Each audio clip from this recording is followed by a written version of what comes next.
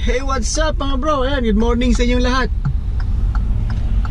Gagawin pala natin ngayon ay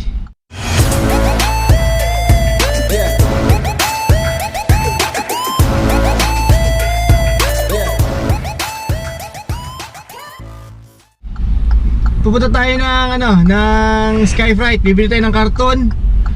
Tapos tatanong natin kung magkano yung pabagahe ng air cargo, magkano babayaran, ilang kilo, at ayun, magkano yung papunta doon. So yun yung tatalakayin natin sa araw na to. Kasi nung vlog natin ng mga nakaraan, tinanong natin kung paano yung proseso, di ba? Na kung ano yung mga karton na pinaglalagyan nila, kung magkano. Yun ang natalakay natin ng mga nakaraan. Ngayon naman talagang magpapadala tayo ng bagahe. Papakargo tayo through sea. Through air. Through air pala, through sea. Mapapa-air cargo tayo. Nasubukan na natin yung nila, yung kanilang sea. So yung air naman ang ating susubukin. Kaya ayan. Update na lang ulit mamaya pagdating natin doon sa Skyflight. Sige po. So ayan, malakas na nga yung ulan. Tingnan nyo yung kalsada.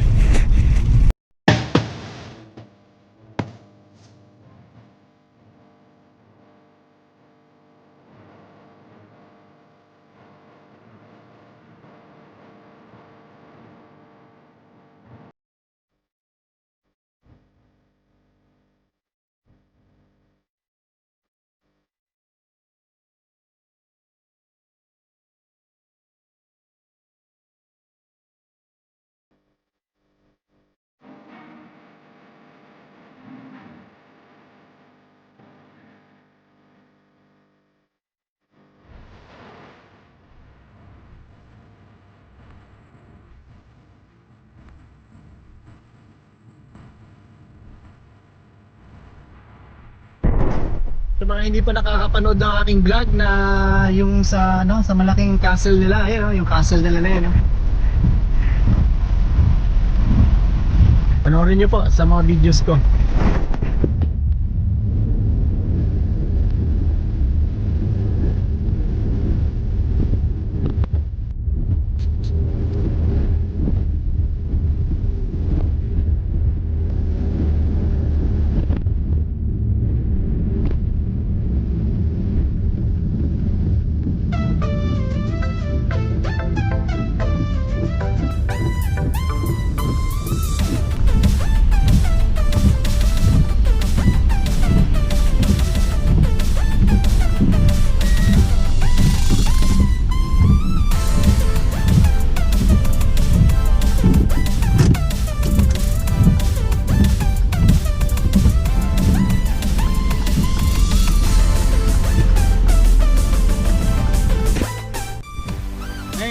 Dito na ulit tayo. Ayan, nandito na ulit tayo sa Skyflight. Ayun yung Skyflight.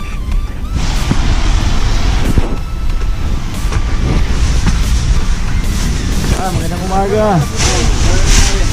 May malaki na ba kayo, sir? Wala pa. Yung na lang ulit, yung maliit. Maliit lang. Yung extra, X Ultra. Pwede ba? Hindi naman ako kasi sa X Ultra sa para sa air cargo 30 kg yun, di ba? Pwede naman yun. Oo. Masama gamitin 30 kg. Magkano yung 30 kg ng X Ultra? Hindi na yun, per box na yun. Wala nang, basta kahit na anong klaseng box pagka sa air, walang problema. Magkano? Ha? Alin? Yung 30 kg, saan sa atin? Sa Nueva Ecija. 30 kilos, 30 times 7.50 plus 25.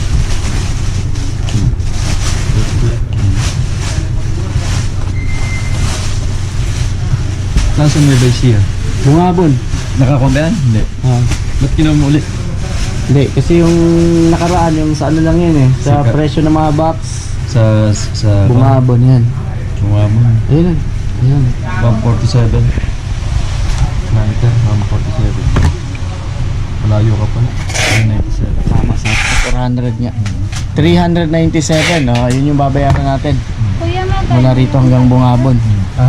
Visayas. So, ayun.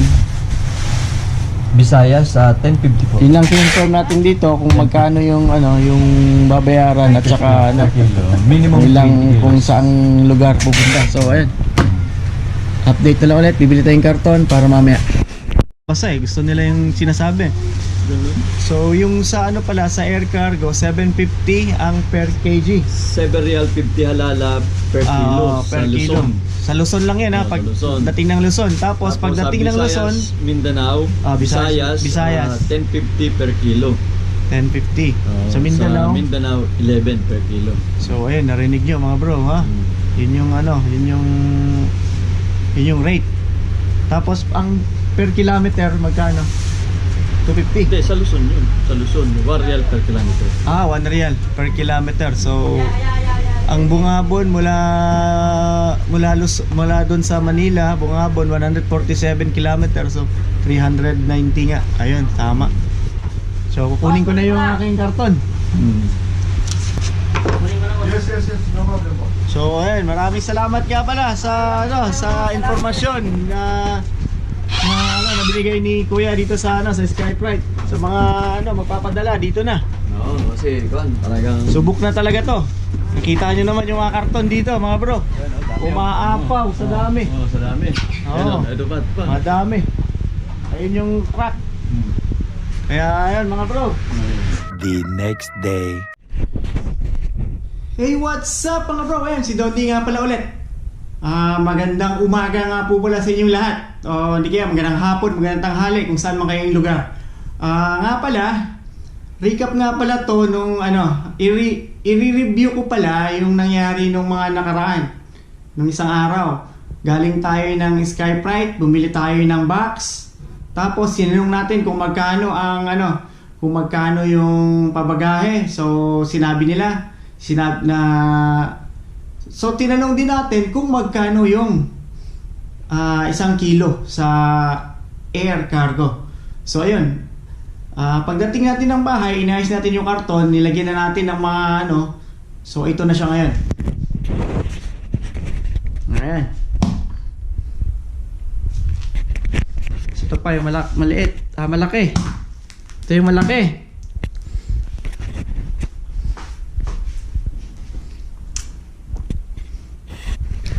And so ang nangyari, bakit lumaki to? Kasi dinagdagan ko siya. Actually, itong maliit na to, yung maliit na yan, 30 kg, 30 kilos lang yan, 30. So ito namang malaki, inabot siya ng 50. So nagdagdagan siya ng 20 kg. So ang gagawin natin, maya-maya ng konti, ang oras nga pala natin ngayon ay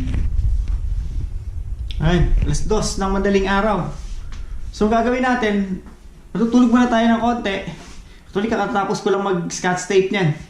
Tutulog muna tayo ng konti, tapos tatawagan natin yung kukuha niyan. Sa Skyprite, merong kumukuha diyan. Nakalimutan ko na yung pangalan eh. Pero hindi na yung isa, yung medyo may edad na. Si Mang George, hindi na siya. Iba na. Malakas, Brad. Malakas yung pumalit sa kanya. Kaya tawag kayo. Siya kukuha ng mga gamit na yan. Kayang-kaya niyang buhatin to. Yung malalaki na yan. So ayun, medyo malamig ngayon. Namamaos nga ako. Kaya meron tayong heater. So ayun. Antay natin yung oras. Tapos titingnan natin kung magkano ang babayaran natin sa mga karton na to. So malalaman natin kung magkano yung babayaran natin. So uwian na talaga to. Andyan lang lahat yung mga gamit.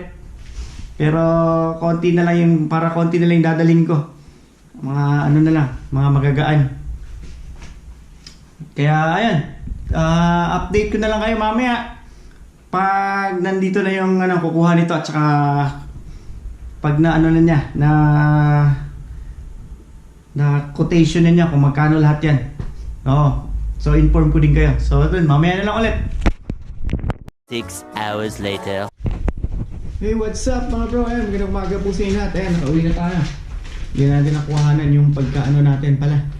Yung kanina kasi naiwan ko yung GoPro ko, naiwan ko yung cellphone, sinundo lang agad dito. Ayun, lumarga na. So, ang nabayaran natin doon, lahat-lahat na doon sa malaki at saka maliit na yon. So, lahat ata ilang kilo ba lahat?